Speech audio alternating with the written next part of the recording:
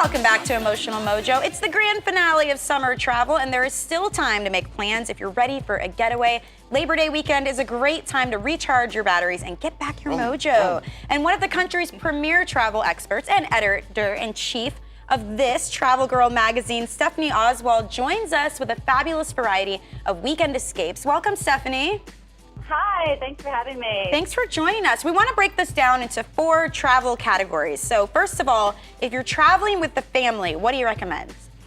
Well, you know, there are great destinations all over the country, but 2 of my favorites are Chattanooga, Tennessee, and Myrtle Beach, South Carolina. And I'll tell you why, because Chattanooga, it's a great time to go there any time of year, but especially in the fall because there's so much happening on the river.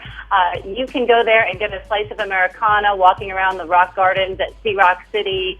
You can go kayaking, biking. It's just a great place to go. They also have some really neat places to stay for families, like you can sleep in a train car on the Chattanooga Choo-Choo, or you can sleep in an old steamship, the Delta Queen, which is docked right on the river there. So some really exciting things to do. And there's always free music. There's great places to walk around and capture even some outdoor art. And there's a really fun arts district. And, of course, the aquarium in Chattanooga is a big deal as well for families. Really fun. Just in case the weather gets a little bad, you've got something else you can do indoors. Cool. Stephanie, this is Patrick. What about if we want to impress the date or make it a crazy sort of weekend? Romance, where do we go?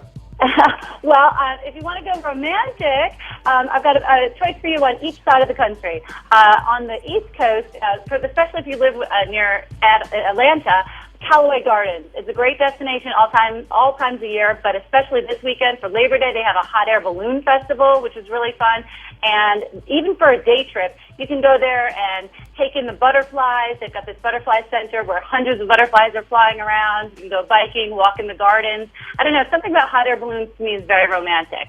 Then on the West Coast, if you live in Southern California, Catalina Island. And this is a destination that we are focusing on in Travel Girl magazine in the fall, so you can see a little bit more when that issue comes out. But this is a place where the Hollywood elite used to hang out, and you can go hiking there. There are some beautiful upscale hotels, so very romantic just to sit on the deck, maybe have a cocktail and watch the waves crashing. So really, really a great destination.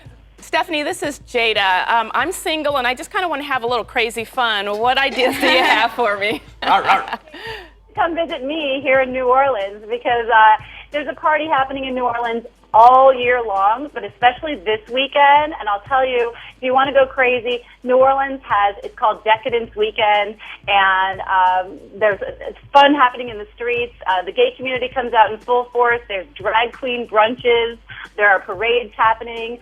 The Bourbon Orleans is one of my favorite hotels down here. They've got one of the top performers from Atlanta who's come down, and she's doing some shows. So it's really a fun time for everyone, really, but especially if you just want to have some crazy fun. That sounds really fun. This is Tara. Last one, how about for the older crowd?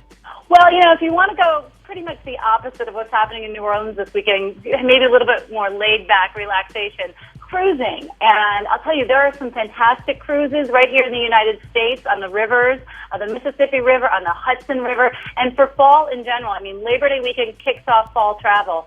American Cruise Lines, for example, has these wonderful cruises on the Hudson River.